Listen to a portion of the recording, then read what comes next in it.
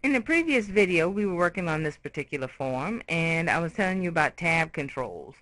Tab controls happen when you click inside the form box, and if you want to type in something, you can type in Mr. And when you hit the tab key, it goes to the next box in line.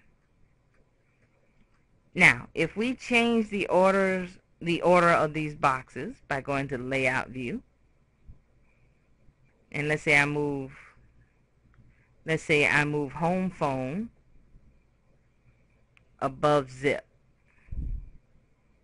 and then I go back to the view and I press Tab now, you can see it jumping from to L name, address, city, state. It jumps down to Zip and back up to Home Phone. Now, if you don't want this to happen, you'll go back to your layout view, click Design, and click on Tab Order. This is the order that Access thinks you want to have the tabs occur. But remember, we moved Home Phone in front of Zip. So we'll move our mouse so that the cursor is an arrow pointing to the right, right next to Home Phone. We'll click on it to highlight it, left click and hold it, and push it up. Now Home Phone will tab before Zip. So let's try that out. Okay, we have to go back to our view, and we'll start off in F name, M name, L name, address, city, state. Now it goes to Home Phone and then Zip. That's how you change your tab order. For our next step in customizing our form, we're going to go back to Design View.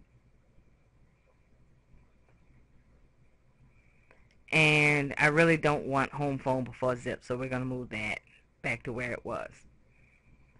These boxes, again, the first box is the label, and the second box is the bound box where we put our information. If someone were looking at this in view mode, they would see F name. That's not really what we want. So we're going to click inside the box and type in first name. And you're going to go down, middle name, last name. We want to put a space between home and phone, and a space between cell and phone. Now, if we go back and look at our view, we'll see that we now have first name, middle name, last name, home phone, and cell phone. Through the magic of the pause button, I have gone ahead and cleaned up my form to how I want it to look, just by simply resizing the fields and the boxes and moving them around. So if you click on View, this is now how my form looks. It may look a little messy to you. It may look perfect to you. For me and my purposes, I think it looks just fine. Please remember that this is just an introductory class. There are all sorts of things that you can do to make this form look better. You may want to change the way the particular color of your form. You go to Format and Shape Fill, and you can have a blue form.